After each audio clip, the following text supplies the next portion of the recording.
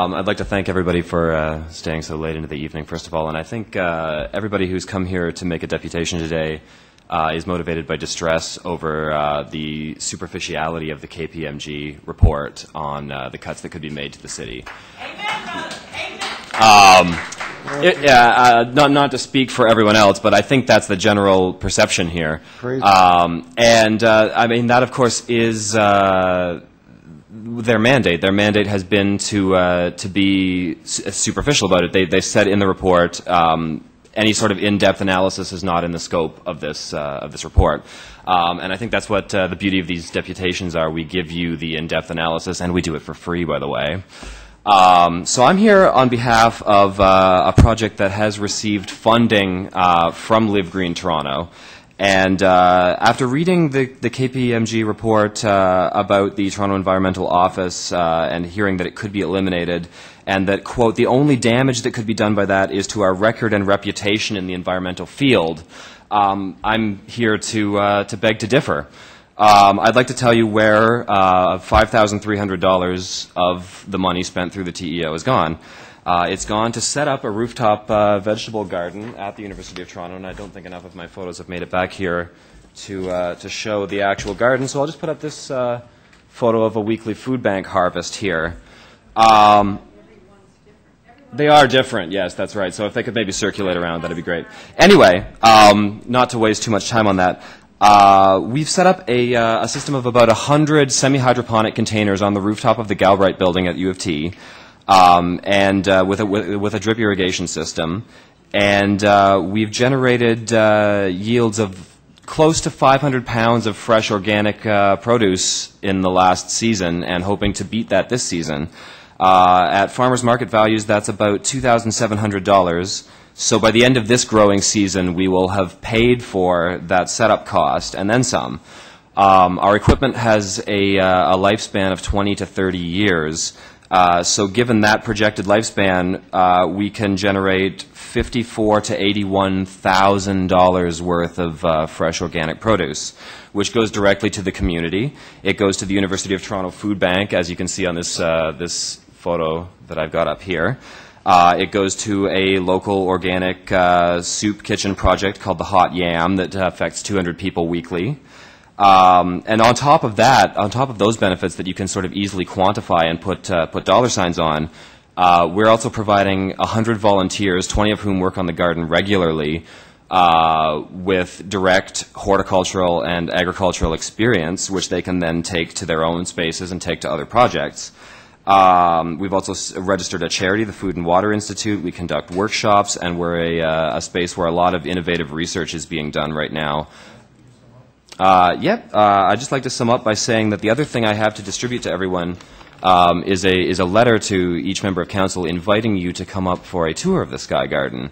We're doing this 2 weeks from today, August 4th, Thursday in the evening. The details are all in the letter. I'll pass that properly to the member of staff. Sorry about the earlier confusion. Thank you, Matt. That's wonderful. So, can I answer the question? Okay. Councillor Davis? It's located on the roof of the Galbraith building at U of T. It's on 35 St. George Street, just north of College. Right across from the education. Right across from. You won't remember that. Well, what's the name of it? It's eluding me now. Anyway, it's just north of College on the east side of St. George, the civil engineering building, if that helps. All right. No. That's no, it's just past the Center for International Experience, as they've renamed the International Student Center. Do you have? How many folks are involved in it? Councillor Davis, address the chair, because it's hard to hear you, frankly, when you're carrying on an intimate chat with the deputant. I'd hardly call it. So, in addressing the chair, you are addressing the whole room. Yes. And no one wants to miss what you have to say. It's just doesn't feel. How many people are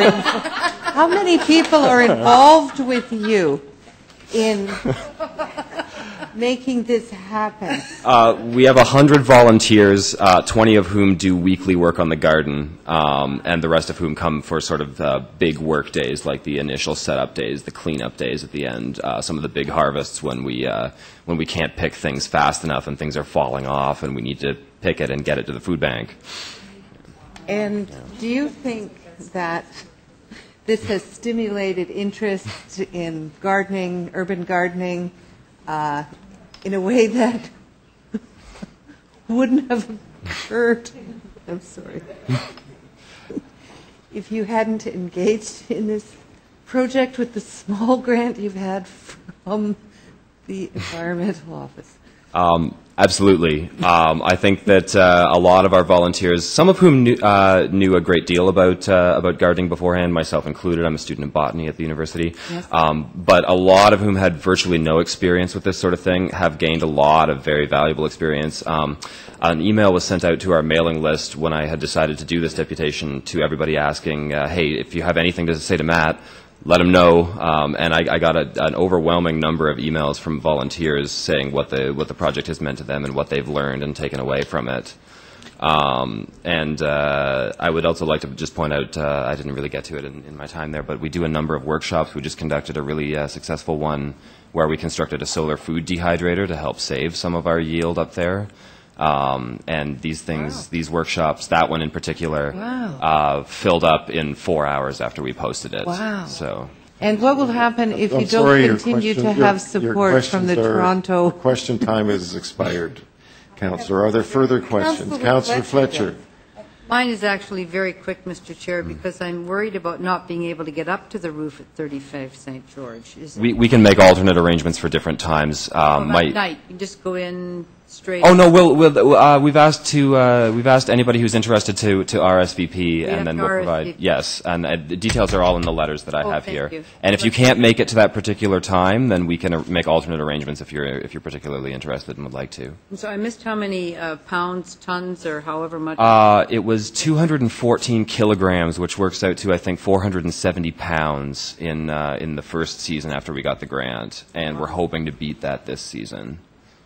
Thank you. Okay. You're welcome. Further questions? Councillor McMahon and Councillor Berardinetti. All right. So, Matt, you did all of that with a grant of $5,000? $5,300, yes. We've received another Live Green grant this year. I didn't really want to touch on that one because I felt that the initial setup was easier to sort of assess the value of, and this is a project that's still underway. Our current project is the construction of a temporary greenhouse to do 4-season gardening up on that rooftop, and the solar food dehydrator was part of the grant money for that, for this year's grant. For this year. But the initial one was only $5,300, yes. And would you have raised beds or? They're containers. They're made by a company called Biotop in Montreal. Yeah, it shows them pretty clearly on there. They're trough-style containers that have a reservoir of water in the bottom, and the bottom of each half of the container holds vermiculite and then a very small quantity of soil on top. So they work very well with rooftops where an intensive green roof type situation wouldn't function because of weight considerations. And did you need other money or donations from other groups? We did get some other funding. We got some money from the school through the U-turn grants that they do, and we got some donations of materials and things like that. We got we went around and approached businesses, the Home Depot, things like that, but nothing that would have allowed us to do this without the $5,300 from Live Green. Nowhere near it. We got $500, I think, from the university. And would you be interested, or maybe you're already doing that, is connecting with other institutions, other universities, colleges? Absolutely. One other thing that I had hoped to have time to talk about here and had to cut from what I'd like to say was that we see this as sort of a pilot project, as a model that could be easily transposed to other rooftops. We've talked to a number of other organizations about this. We've had some talks with the YMCA about doing a couple of green roofs at their facilities. There's a lot of interest at other university campuses. I know a friend of mine has a friend who's really interested in setting something like this up at U of T Mississauga. So absolutely, yeah, we see this as something that could very easily be transposed elsewhere. All right, thank you, Councillor Berardinetti. Thank you, Mr. Chair. Through you, it's great to see that and possibly come out to UT Scarborough. and do that out there. It's a great program. What departments are involved? Are there engineering, botany, landscape design? Well, the building that we operate on is the Galbraith building. The Department of Civil Engineering is located there, and we have some sort of special connections with them. Our project founder, Heather Ray, who couldn't be here today, is a member of the department, and so she works in an office in the building. So I would say that the Department of Civil Engineering is definitely involved. We've also had some help on advice on the projects and things like that from some of the people who work at the Earth Sciences building in those departments. But mainly it's not really owned by any department at the university. I wouldn't say it's. As I mentioned briefly there, we registered a charity, the Food and Water Institute, and we're hoping to encapsulate this as a project of that charity that we use as a showcase for education and outreach and setting up similar gardens elsewhere. Right, and possibly teaching people how to do it. Exactly. Yeah, absolutely, teaching people how to do it. And so it was a $5,000, $5,300 grant. Mm-hmm. And was it one-time funding? Is it that was a one-time funding setup cost. Another thing I had hoped to touch on but didn't really get to was that our year-to-year costs are very, very low. We engage in virtually everything we can manage to keep things self-sufficient. We save seeds.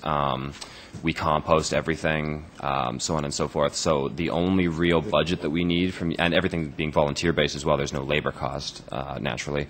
But the only real budget I think need is fertilizer for the year and some additional compost to amend the soil with.